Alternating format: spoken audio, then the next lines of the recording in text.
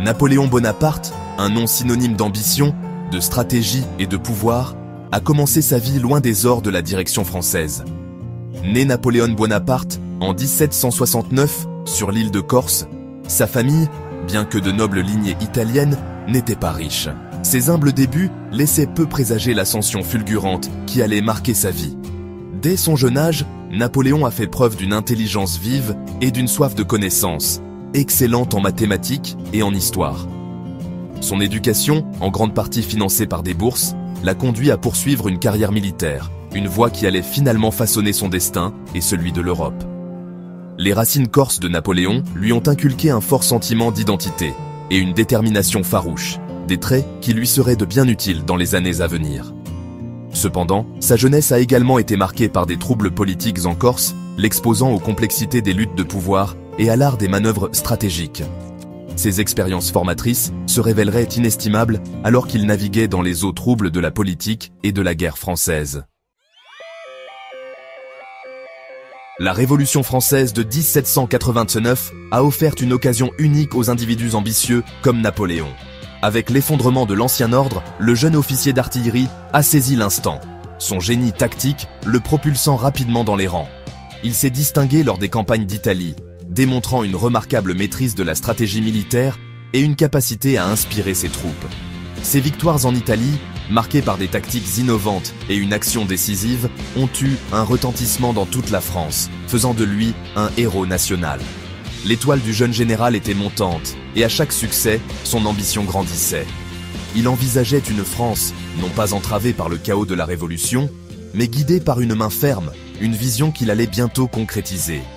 Les succès militaires de Napoléon ne sont pas passés inaperçus.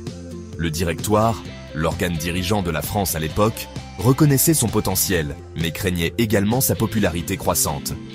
Cette tension entre admiration et appréhension a préparé le terrain pour la prise de pouvoir audacieuse de Napoléon, une initiative qui allait à jamais changer le cours de l'histoire de France.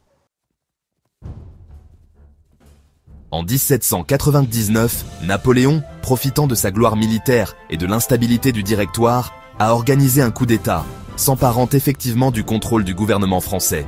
Ce coup d'État sans effusion de sang, connu sous le nom de coup d'État du 18 Brumaire, a marqué la fin de la Révolution française et le début du consulat, avec Napoléon comme premier consul.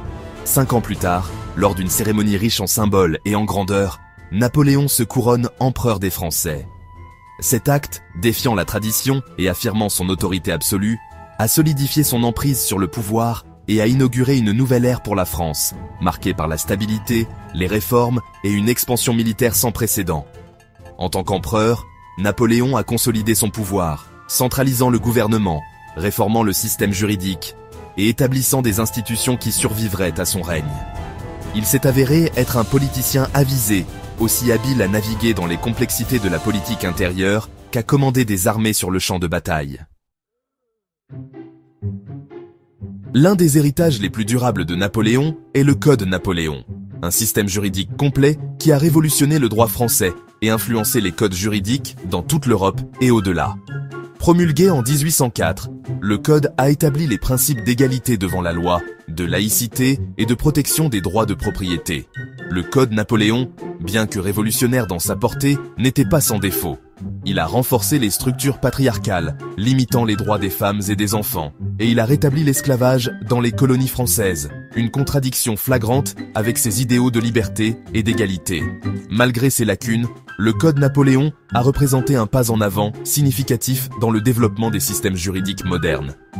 L'accent mis sur la clarté, l'uniformité et l'accessibilité en a fait un modèle de réforme juridique, influençant des nations bien au-delà des frontières de la France et façonnant le paysage juridique du XIXe siècle. Le règne de Napoléon a coïncidé avec une période de conflits intenses en Europe, connue sous le nom de guerre napoléonienne. Poussé par le désir d'étendre l'influence française et d'assurer son propre héritage, Napoléon a mené ses armées à la conquête de vastes territoires, s'affrontant à des puissances européennes comme l'Autriche, la Prusse et la Grande-Bretagne. Les guerres napoléoniennes ont été une période de triomphe glorieux et de pertes dévastatrices pour la France. Le génie militaire de Napoléon, caractérisé par des manœuvres audacieuses, une brillance stratégique et une capacité étrange à exploiter les faiblesses de ses ennemis l'a conduit à de nombreuses victoires, consolidant sa réputation comme l'un des plus grands commandants militaires de l'histoire. Cependant, ces victoires ont eu un coût élevé.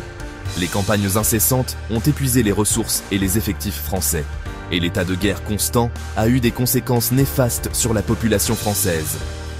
À mesure que les ambitions de Napoléon grandissaient, la coalition des nations se dressant contre lui s'élargissait, aboutissant à une série de défaites qui allaient finalement conduire à sa chute.